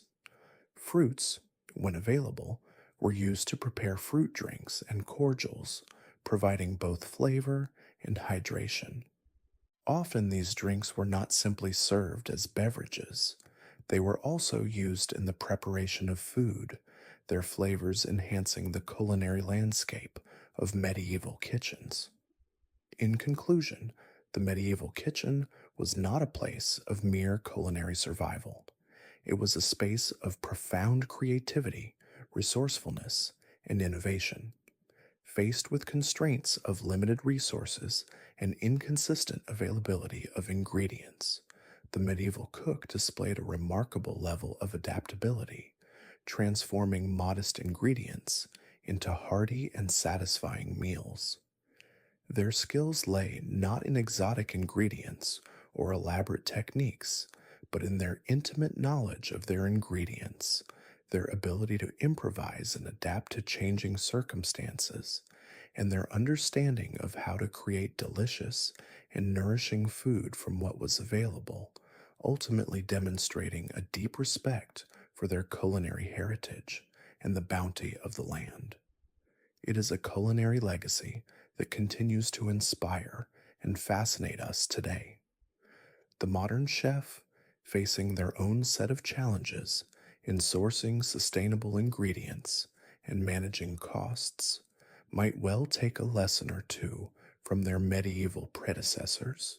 The clatter of pots and pans, the hiss of the fire, the rhythmic chopping of vegetables, the sounds of a medieval kitchen were a symphony of activity, a chaotic ballet orchestrated by a surprisingly rigid social hierarchy. While the aroma of simmering stews and baking bread might suggest a communal effort, the reality was far more nuanced, a microcosm of the broader societal structures that defined the time. At the apex of this culinary pyramid stood the head cook, a figure of considerable authority whose skills and experience commanded respect, even awe. Their position wasn't merely about culinary expertise, it was about managing people, resources, and the delicate balance between satisfying the palates of the lord and lady and keeping their staff in line.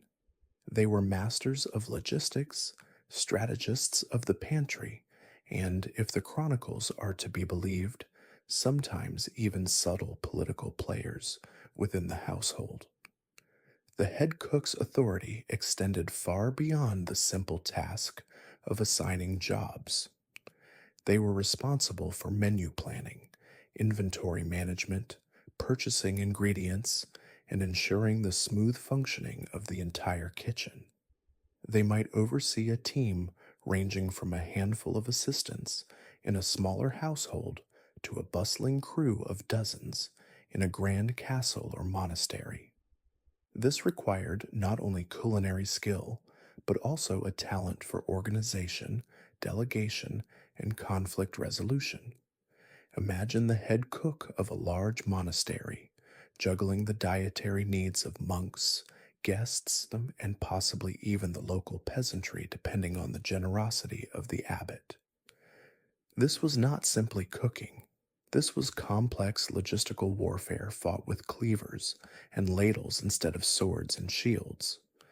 Beneath the head cook was a stratified system of assistants, each with their own specific roles and responsibilities. The undercooks, often apprentices or experienced cooks working their way up the ladder, formed the backbone of the kitchen.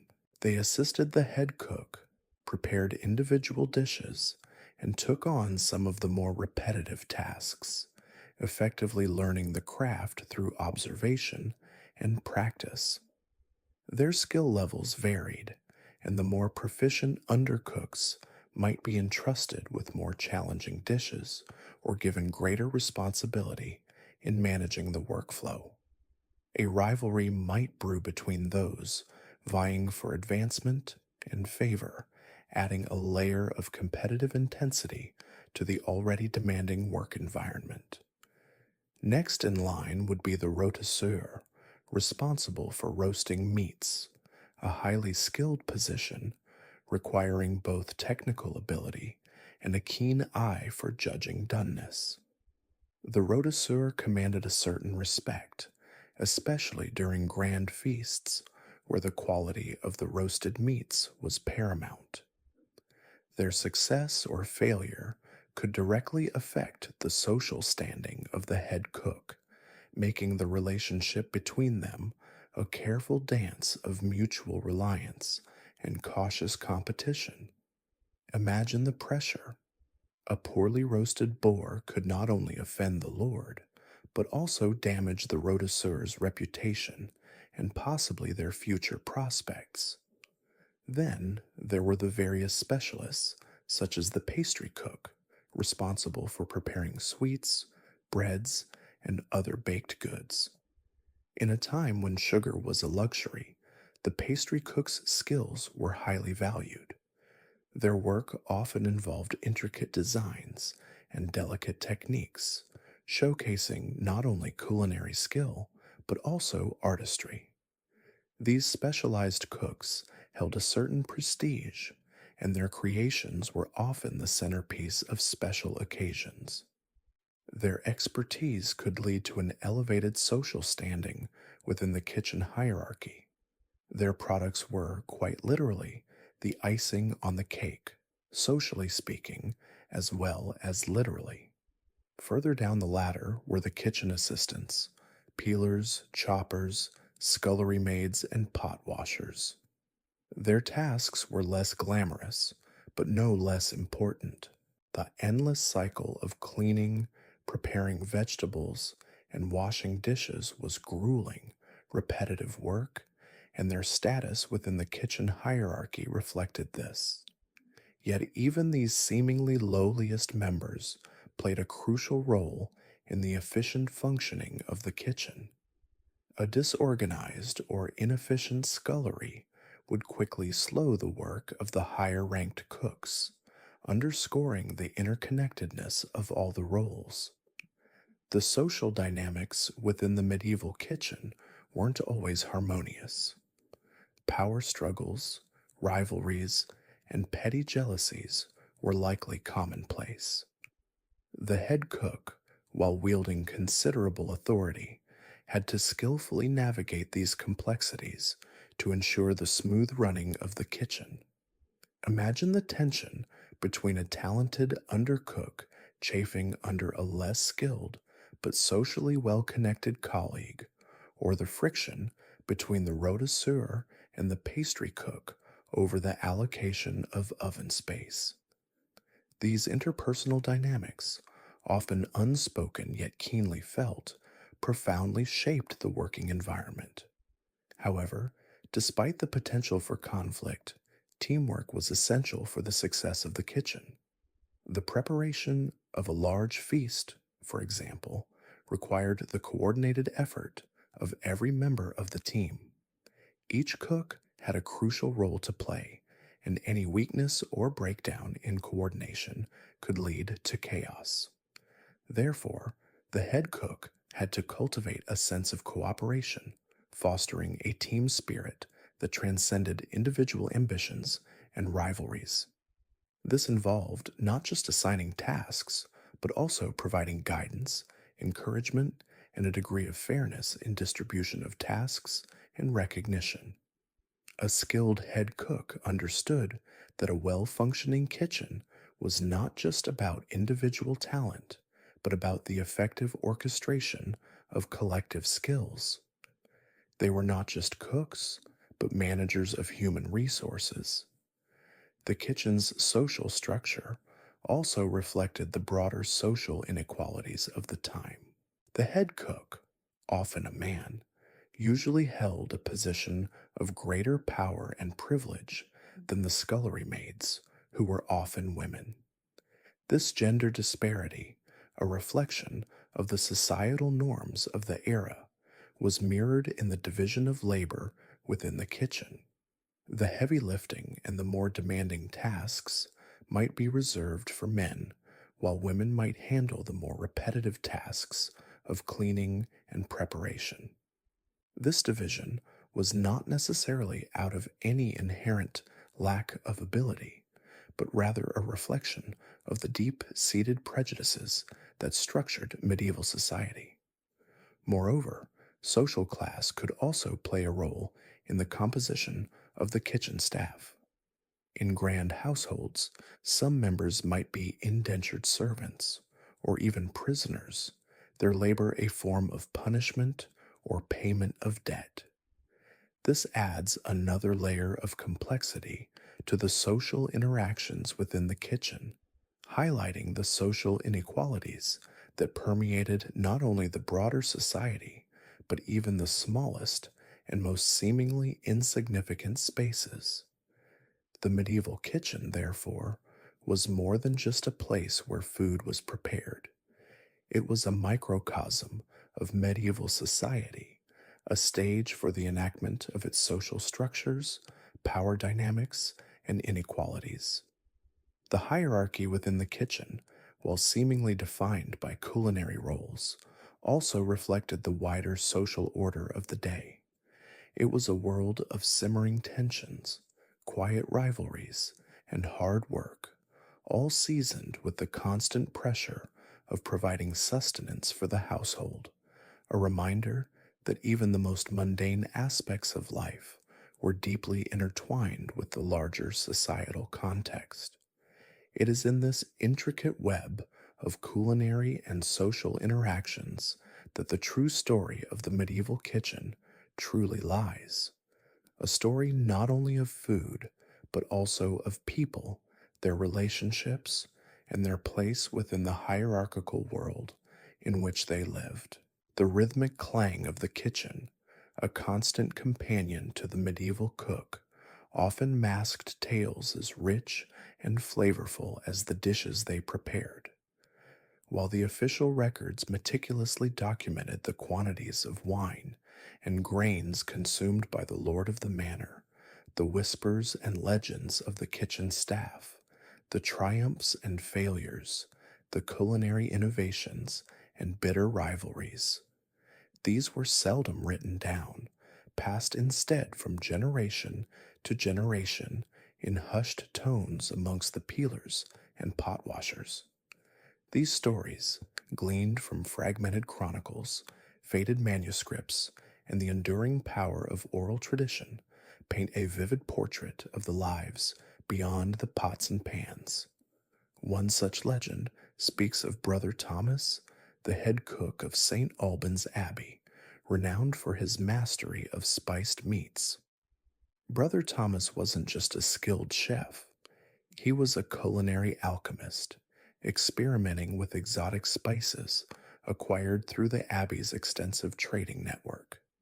He is said to have created a legendary roast goose infused with a secret blend of saffron, cloves, and cinnamon, its aroma so intoxicating it supposedly drew pilgrims from miles around, drawn not just by religious devotion, but also by the promise of a taste of Brother Thomas's culinary miracle.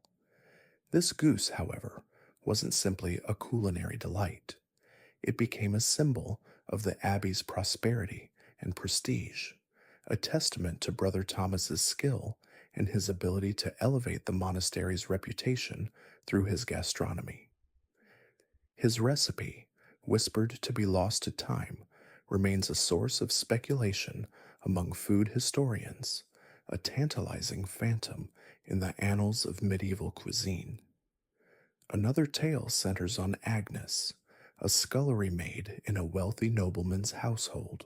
While her official duties were seemingly menial, washing dishes, cleaning pots, and peeling vegetables, Agnes possessed an uncanny knack for creating flavorful stews from the scraps and leftovers, transforming what others discarded into nourishing and surprisingly delicious meals. Her resourcefulness and culinary ingenuity, born out of necessity, earned her a clandestine following amongst the kitchen staff. They whispered of her miracle stews, which, despite their humble ingredients, surpassed even the creations of the official cooks in terms of taste. Agnes's story speaks to the resilience and ingenuity of those whose contributions were often overlooked in the formal records. It demonstrates that culinary skill wasn't confined to the upper echelons of the kitchen hierarchy, but flourished even amongst the most humble of workers.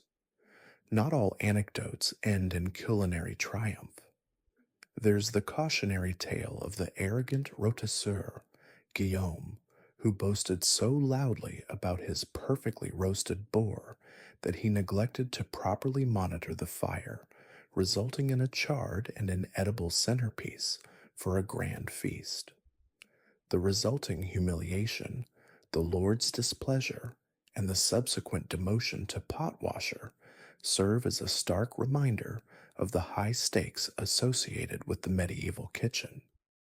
The legend of Guillaume is not just a funny anecdote. It emphasizes the precarious nature of success in a profession where reputation and skill were intrinsically linked to one's social standing. A single mistake could not only ruin a dish, but also a career. In contrast to Guillaume's tale, there is the story of Alara, a pastry cook celebrated for her innovative use of fruits and nuts in her pastries. In a time where sugar was a rare and expensive commodity, Ilara discovered a way to utilize seasonal fruits and a variety of nuts to create pastries that were both delicious and visually stunning. Her creations, ornamented with intricate patterns and edible flowers, became sought after delicacies, elevating her status within the kitchen and securing her a position of considerable prestige. Her story counters the idea of medieval cuisine as monotonous and simple. It reveals a creative spirit that thrived even within constraints. Her ingenuity demonstrates that even with limited resources, creativity could flourish, transforming the mundane into the extraordinary. The kitchen was also a breeding ground for innovation, driven not only by necessity, but also by creative impulses.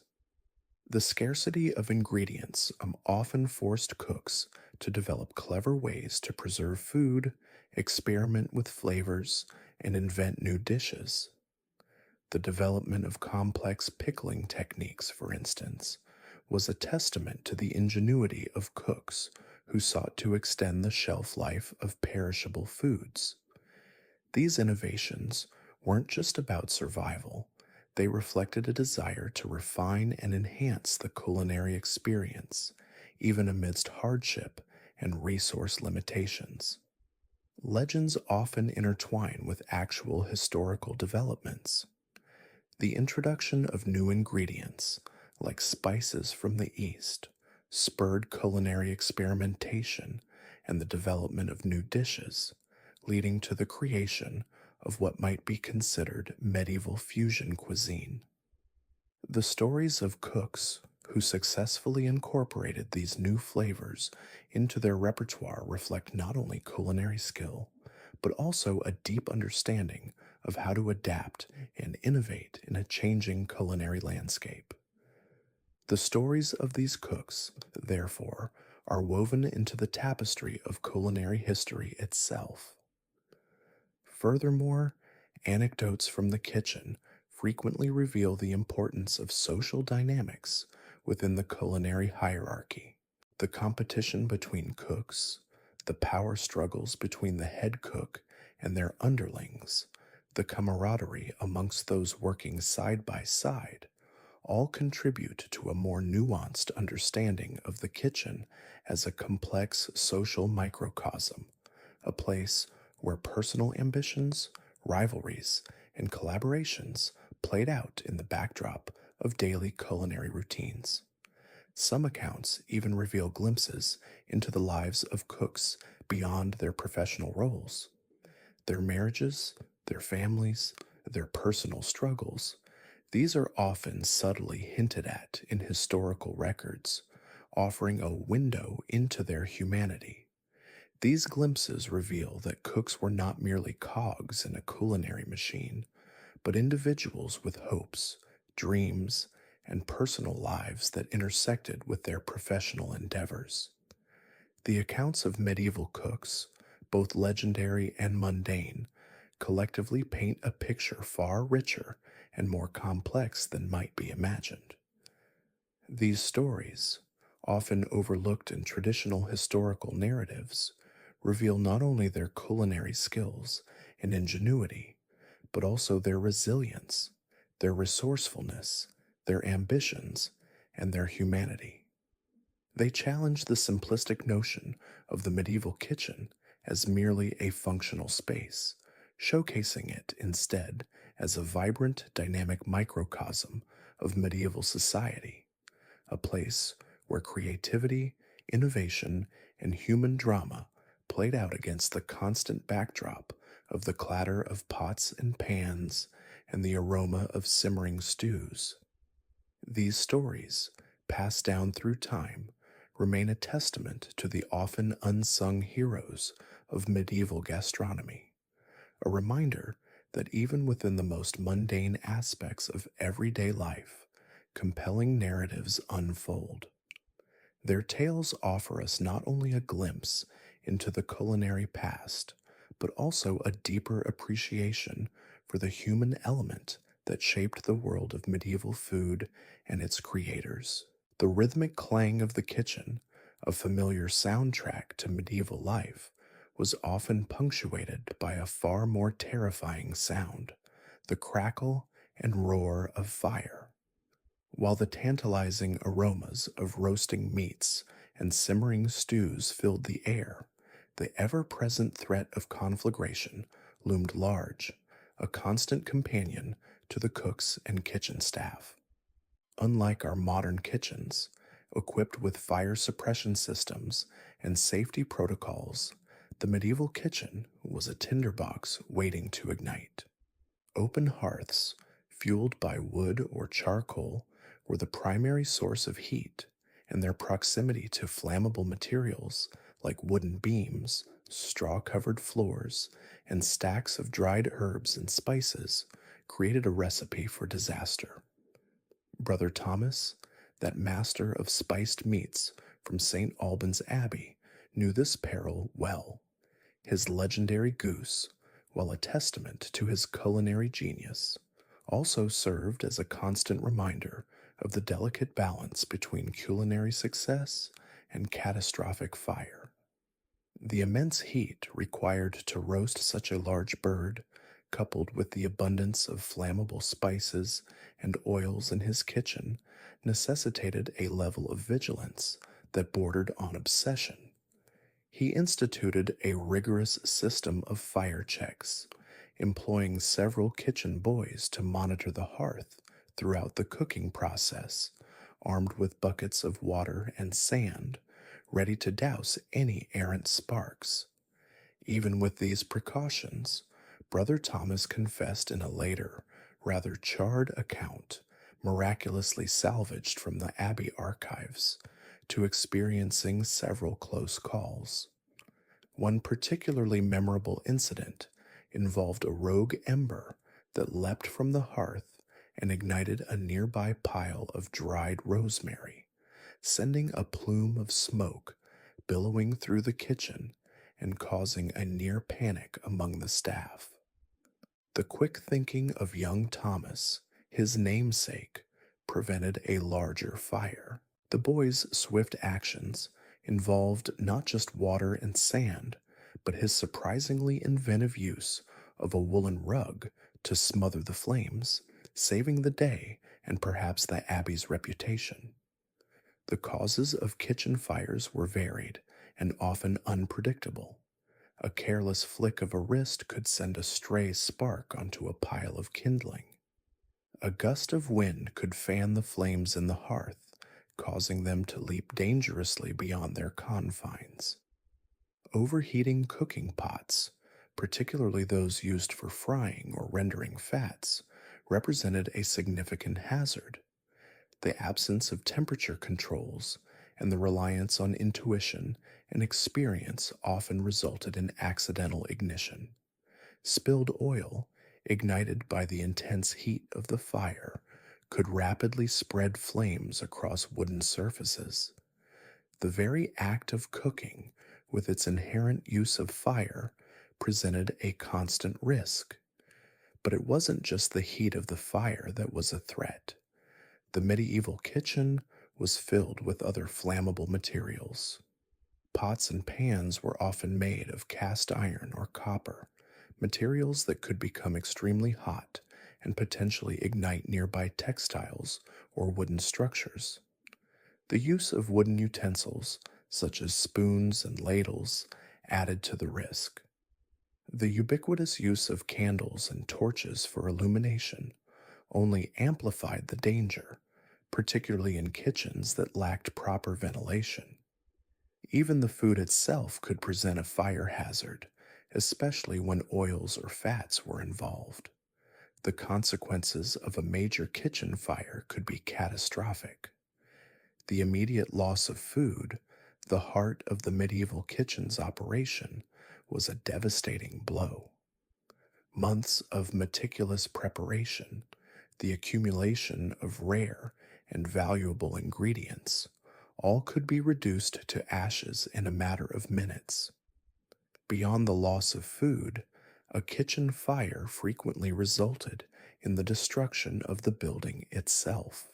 The construction methods of the time, employing primarily timber frames and thatch roofs, rendered medieval buildings highly susceptible to fire damage. The loss of the kitchen could cripple an entire household, an abbey, or a castle, disrupting the entire domestic economy. Beyond property damage, fires in the medieval kitchen often resulted in loss of life. The intense heat, combined with the presence of flammable materials and potentially collapsing structures, created a deadly environment. The kitchen staff, often working in close proximity to the fire, were among the most vulnerable. The stories of cooks perished in the flames are stark reminders of the risks they faced. Furthermore, smoke inhalation was a serious danger, particularly for those who were unable to escape quickly or who were overcome by the intense heat and smoke. Accounts of tragic deaths related to kitchen fires were common, serving as grim cautionary tales passed down through generations of cooks. The absence of modern fire safety measures and emergency protocols meant that a kitchen fire was often treated as a matter of fate, a challenge to divine intervention rather than something to be controlled. The lack of advanced firefighting techniques compounded the problem. Water, obviously, was the primary method of extinguishing fires, but its effectiveness was limited, particularly for fires in wooden structures that absorbed water and spread smoldering embers. Sand and earth were sometimes used, but these were cumbersome and less effective than water. Simple tools, such as buckets and shovels, were the extent of the available firefighting technology. There were no fire hoses, no fire trucks, and no trained firefighters to deal with emergencies. The fight against a raging kitchen fire was largely a matter of improvisation and desperate manual labor. The efforts of the kitchen staff to save their workplace and their lives often involved feats of extraordinary courage and resourcefulness, but success wasn't always assured. Such incidents solidified the idea of the kitchen as a hazardous environment in which to toil. The stories of medieval cooks, therefore, are not just about culinary excellence, they are also about survival against formidable odds. They demonstrate an incredible capacity for resilience and adaptation in the face of constant danger. They reveal a world where the delicate art of cooking was often inextricably linked to the relentless struggle against the devastating power of fire. The memory of catastrophic fires served as a potent reminder of the precarious nature of life in the medieval kitchen, a constant shadow lurking behind the fragrant steam and sizzling sounds of culinary creation. The cooks, those unsung heroes of medieval gastronomy, not only created delightful dishes, but also, in their daily efforts to manage and mitigate the risks of fire, created a narrative of survival and adaptability. Their lives, both professional and personal, were continuously interwoven with the ever present threat of a kitchen inferno, a story worth remembering in the context of their culinary achievements. The rhythmic clang of pots and pans faded slightly as Sister Agnes, head cook of the Benedictine convent of St. Jude, addressed her assembled kitchen staff. The air, still thick with the lingering scent of roasting lamb and simmering pottage, held a different kind of tension this morning. The tension of a lecture on something far less exciting than a roaring fire, yet considerably more insidious: food poisoning. Sisters, she began, her voice carrying over the quiet clatter of cleaning implements. We have all witnessed the unfortunate consequences of neglecting our duties. Brother Bartholomew's bout of the flux last week, for instance, should serve as a potent reminder of the unseen dangers lurking within our very kitchens. A ripple of nervous murmurs went through the assembled women. The flux, a euphemism for dysentery, was a constant, unwelcome guest in medieval life. Sister Agnes, a woman whose culinary skills were matched only by her pragmatic approach to kitchen hygiene, relative to the era, of course, continued. Unlike the dramatic spectacle of a kitchen fire, the onset of illness often creeps in silently, gradually undermining the health of our community, and dare I say, the very sanctity of our work. It is a far less dramatic, but equally devastating threat. The causes, she explained, were many and varied. The concept of germs was, of course, unknown, but their effects were painfully obvious. Contaminated water was a primary culprit. The convent, blessedly, had a reasonably good well, but not all were so fortunate. Many relied on rivers and streams, often polluted by human and animal waste, creating a fertile breeding ground for a multitude of unseen enemies. Remember, sisters? Sister Agnes stressed. Even the purest looking water can harbor invisible perils. Always boil it before use, especially for drinking and preparing food. Food storage was another critical area. The lack of refrigeration, a luxury yet to be invented, necessitated creative solutions. Salting, smoking, pickling, and drying were common preservation techniques, but these methods were not foolproof. Improperly salted meat, Sister Agnes warned, gesturing with a wooden spoon, can quickly become a breeding ground for unpleasantness. The same goes for improperly stored dairy products. Sour milk can cause considerable distress. Meat, in particular, was a source of constant concern. The absence of proper butchering techniques, coupled with the fact that many animals were slaughtered on site, sometimes unsanitarily, created a recipe for disaster. We must always inspect the meat carefully before using it, she instructed. Any sign of discoloration, unusual odor, or excessive slipperiness should be cause for immediate rejection. Remember, a little caution now can prevent much suffering later.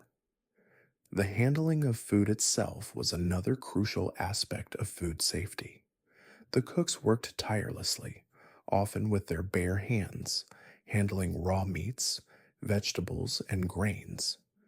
The concept of hand washing, while not entirely absent, was far from the rigorous practice we know today. The use of clean cloths and frequent washing of hands, especially before handling food, and certainly after handling raw meats or refuse, is essential, she reiterated, though I know it is an inconvenient truth in the midst of a busy day. Try, my sisters, try. Hygiene in the kitchen itself left much to be desired by modern standards. The concept of sterile environments was centuries in the future. Rats, mice, and other vermin were common inhabitants of medieval kitchens, making their way into larders and onto food preparation surfaces. Insects, particularly flies, found plenty of opportunities to contaminate food left uncovered. The cleanliness of the kitchen itself is paramount. Every scrap of food, every discarded peel must be disposed of properly. This also helps to discourage our unwanted guests, she said. Food preparation tools were another potential source of contamination. Wooden spoons, knives, and cutting boards, while readily available and functional, were difficult to sterilize properly. Thorough washing and airing is necessary. We will try to acquire more knives and utensils and use them for single purposes. This will reduce the chance of spreading contamination, she explained. This was a practical solution that recognized the limitations of the time. The lack of understanding of the microbial world meant that many foodborne illnesses were attributed to imbalances in the humors or other mystical causes. The diagnosis and treatment of these illnesses were primitive at best. Herbal remedies and prayers often constituted the extent of medical intervention. Sister Agnes then recounted a particularly harrowing incident in the monastery's history, where a batch of improperly stored rye bread resulted in a severe outbreak of ergotism, a debilitating disease caused by the fungus ergot that often grew on contaminated grains. The symptoms, she explained, were terrifying: hallucinations, convulsions, gangrene, a chilling account that underscored the potentially fatal consequences of neglecting food safety practices. The contrast between medieval attitudes towards hygiene and modern standards was stark.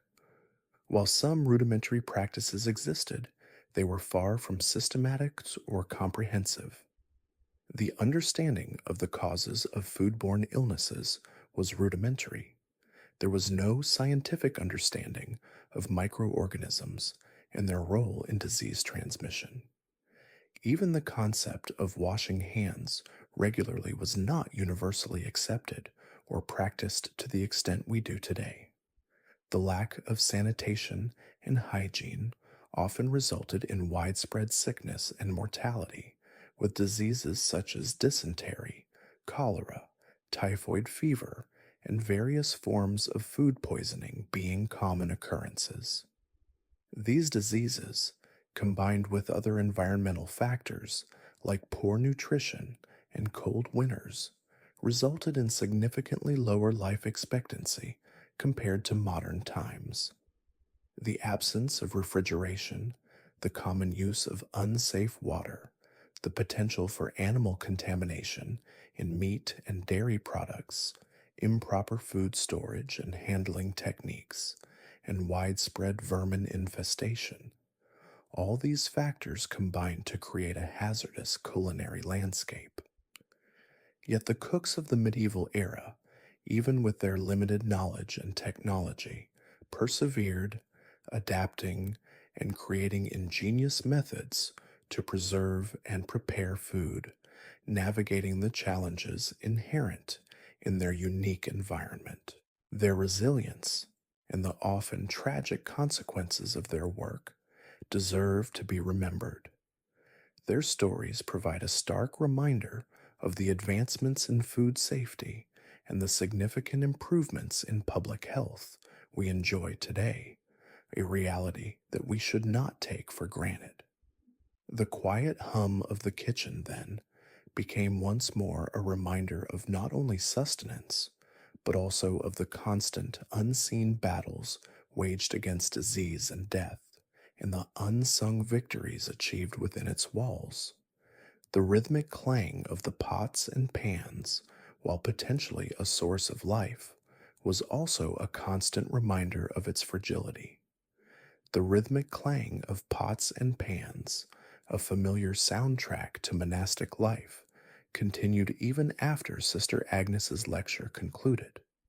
The sisters, their faces a mixture of apprehension and resolve, returned to their tasks, the air now infused not just with the aroma of cooking food, but also with a newfound awareness of the unseen dangers lurking in their midst. Yet the kitchen hummed with a quiet determination, a testament to the enduring human spirit and the surprising resilience that characterizes the culinary traditions of the medieval era. For while the practices of food safety might have been rudimentary, the ingenuity and resourcefulness of medieval cooks left an indelible mark on the culinary landscape, a legacy of flavor that continues to resonate in modern kitchens. Consider, for example, the humble pottage. A staple in medieval diets, this hearty stew, composed of whatever vegetables, grains, and meats were available, was the ultimate expression of resourcefulness.